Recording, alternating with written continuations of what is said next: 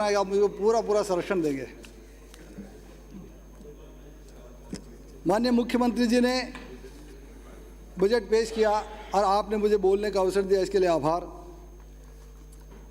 ये बजट पेश करने से पहले मुख्यमंत्री जी ने प्रचार प्रसार का पूरा इंतजाम किया।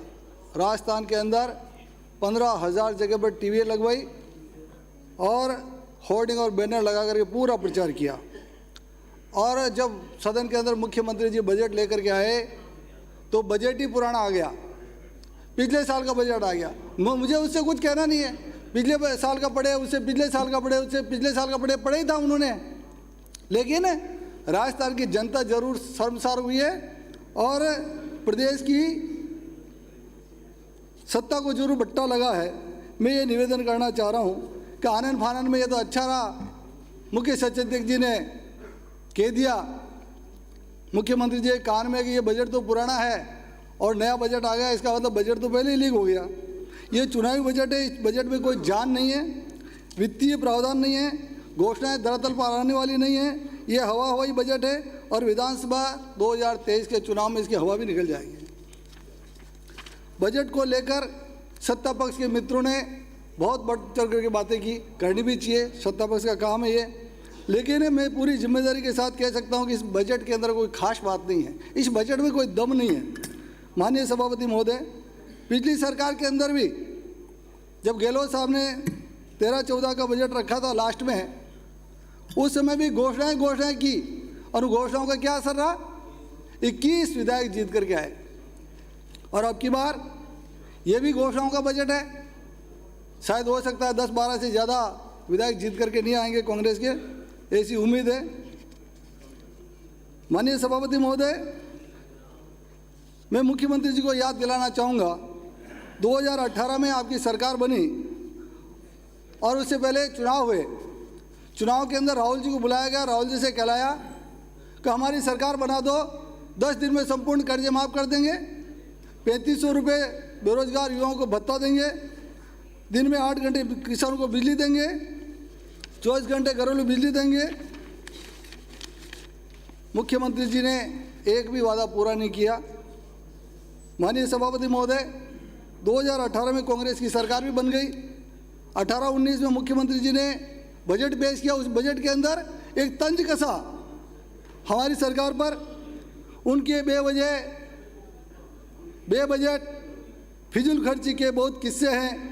लगता है इस बेपटरी गाड़ी को ठीक करना मेरे हिस्से में है। लेकिन 2023 के चुनाव के बाद जब हमारी सरकार बनेगी तो ये तंज आपके ऊपर लागू हो जाएगा। कुछ घोषणा में याद दिलाना चाहता हूं जो आपने पहले बजट से लगातार 4 बजटों में और इस 5वें बजट में भी घोषणाएं करते आ रहे हैं, पर लागू एक भी नहीं हुई। पैरा नंबर 17, 18-19 की बात कर रहा हूं मैं बजट की। कृषक कल्याण योजना फाइलों में दफन, पंचायत मुख्यालय पर नंदीशालाएं दफन, सड़क तंत्र के लिए आपने कहा आगामी 5 वर्षों में 35,000 करोड़ का सड़क तंत्र बनाएंगे। सड़कों की हालत खस्ता। प्रत्येक ग्राम पंचायत में 10,000 किलोमीटर तक के 1-1 किलोमीटर के वाल टू वाल विकास पथ बनाए जाएंगे। अब मैं देख रहा हूँ कि सारे विधायक उस विकास पथ को टॉर्च लेकर के ढूंढ रहे हैं, कई ग्राम पंचायत में नजर नहीं आ रहे हैं। और मुझे लगता है कि ये विकास पथ उप मुख्यमंत्री सचिन जी पायलट के साथ आए थे और उन्हीं के साथ वापस चले गए। ये विकास पथ की स्थिति है। आपने पैरा नंबर 41 में कहा था कि हमारी पिछली सरकार ने सरप्लस बिजली पैदा की है। जब सरप्लस बिजली पैदा की है तो वर्तमान में बिजली क्यों खरीदी जा रही है? 18 रुपये यूनिट में बिजली खरीद करके चांदी कूटने का काम कर रहे हैं। ये बिजली तंत्र पूरा का पूरा भ्रष्टाचार की भेंट चढ़ा हुआ है। पैरा नंबर 49 में कहा किसानों को सोलर पंप सेट कुसुम योजना लाएंगे, गायब हो गई योजना। पैरा नंबर 81 में कहा मुख्यमंत्री जी ने राजस्थान में एम्स एंड नीति बनाएंगे, लाने की बात कही। आपने कहा अवैध बजरी का कारोबार प्रदेश में बढ़ा है। आपने ये भी कहा भ्रष्टाचार की इस बहती हुई गंगा में ईमानदार लोग भी भ्रष्ट हुए हैं। ये गंगा किसने बही, ये जांच का विषय है। माननीय सभापति महोदय, मैं आपसे निवेदन करना चाहूँगा, वर्तमान स्थिति क्या है। वर्तमान सरकार भ्रष्टाचार की इस बजरी की बहती गंगा में स्नान भी कर रहे हैं, कपड़े भी धो रहे हैं और अपने रिश्तेदारों के कपड़े धोने का काम करे, ऐसा भ्रष्टाचार कर रखा है। पैरा नंबर 95 में कहा गली मोहल्लों में जनता क्लिनिक खोलेंगे। कहाँ गए जनता क्लिनिक? देखने को नहीं मिल रहे। पैरा नंबर 100 में कहा युवाओं को तंबाकू पान गुटखों से दूर रखने की कार्य योजना बनाएंगे। लेकिन मुझे लगता है वो योजना तो बनी नहीं गुटखों से दूर रखने की, लेकिन हर गली और मोहल्ले के अंदर अवैध रूप से शराब का कारोबार जरूर खोल दिया आपने। पैरा नंबर 113 में लिखा भिक्षावृत्ति अधिनियम 2012 लाए, आपने लागू किया था। क्या शहरों के अंदर भिक्षावृत्ति खत्म हो गई? नहीं हुआ। आपने कहा था पैरा नंबर 124 में सर्वपल्लवी राधाकृष्णन विद्यालय सुदृढ़ीकरण योजना लाएंगे, कुछ भी नहीं हुआ। प्रत्येक उपखंड मुख्यालय पर महाविद्यालय खोले जाएंगे, क्या खुल गए क्या? पैरा नंबर 33 में कहा युवा योजना फाइलों में दफन हो गई। 4 वर्ष की घोषणाएं अभी तक पूरी नहीं हुई है, तो 2023-24 की इस बजट की घोषणाएं कहाँ से पूरी होगी? इसमें वित्तीय प्रावधान नहीं है। माननीय सभापति महोदय, मैं कुछ मांगों के लिए आपसे आग्रह करना चाहूँगा, फिर वापस अपनी बात करूँगा। मेरे क्षेत्र की जो मांग है प्रमुख रूप से कपासन उपखंड मुख्यालय है और इसके आसपास राशमी और बबासागर उपखंड मुख्यालय है। कपासन के अंदर अपर जिला एवं सेशन न्यायालय अस्थायी रूप से कैंप लगता है। मेरा आग्रह है आपसे, यहाँ पर 800 से अधिक लगभग 830 केस चल रहे हैं और कैंप के माध्यम से सुना जाता है।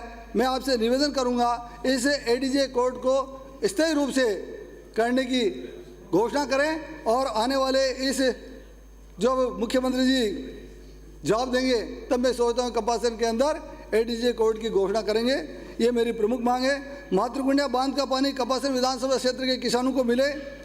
बनास नदी से कपासन बांध, दमाणा बांध, बोबासागर बांध, डिंडोली बांध को बढ़ने की फीडर को ठीक करवा करके पानी उपलब्ध कराया जाए। किसानों को 8 घंटे बिजली दी जाए। विद्यालयों में रिक्त अध्यापकों के पद भरे जाएं। कॉलेजों में रिक्त पदों को भरा जाए।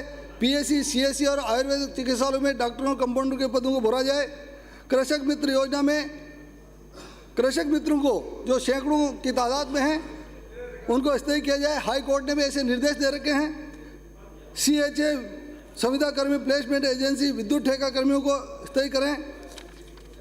आईसीएडीएस योजना में जिस दिन बजट पढ़ा गया उस दिन ही प्रखंड परियोजना सहायकों के पदों को विलोपित कर दिया। मेरा निवेदन है कि इन कर्मचारियों को वापस रेगुलर किया जाए। राशमी के अंदर आईएन ऑफिस जलदाय विभाग का खोला जाए। बांसवाड़ा में विद्युत विभाग का आईएन ऑफिस खोला जाए।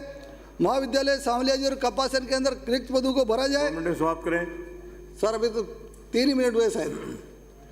निवेदन है मेरा। ग्राम पंचायत अकोला, बांसवाड़ा, सांवलिया जी को नगर पालिका बनाया जाए। बनास नदी पर सांकली पुलिया बनाया जाए। हमीरगढ़ राशमी वाया मरवी सड़क को एमडीआर में घोषित करके पुनर्निर्माण कराया जाए। बांसवाड़ा राशमी रोलिया सड़क को मेगा हाईवे बनाई जाए। मिसिंग लिंक सड़कों के लिए मैं धन्यवाद देना चाहूँगा अभी मुख्यमंत्री जी को, लेकिन पिछली बार भी आपने कुछ गड़बड़ की थी, इस बार भी करने वाले हैं। इसलिए मैं निवेदन करना चाहूँगा, आपने 10 करोड़ रुपए सड़कें बनाने के लिए विधायकों को देने की बात कही है। मेरा निवेदन है कि 20 करोड़ किया जाए और विधायकों की अनुशंसा पर हो और जेजेएम योजना के तहत मेरे सभी गाँव को पानी दिया जाए। मैं निवेदन करना चाहूँगा आपसे कि आपकी सरकार ने सिर्फ और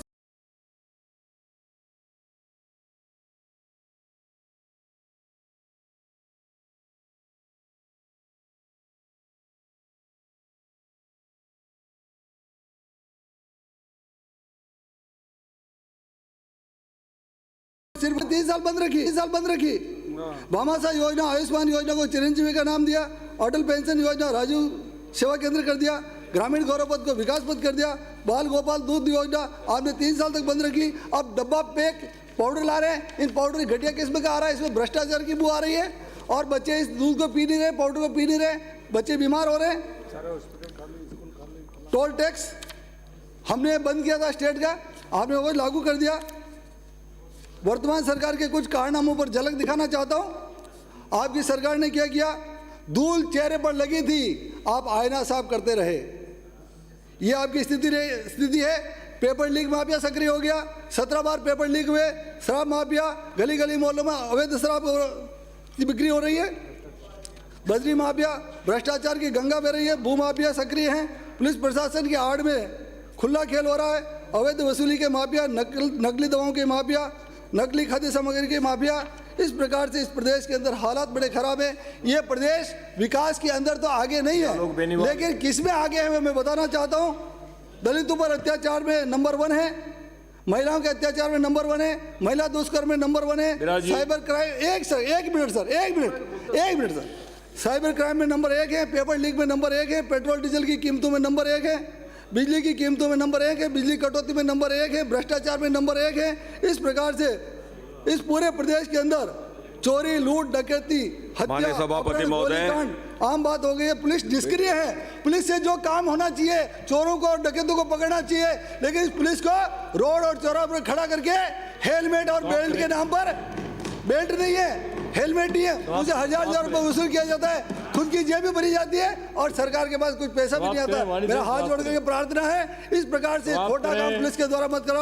आपने समय दिया इसके लिए बहुत बहुत धन्यवाद।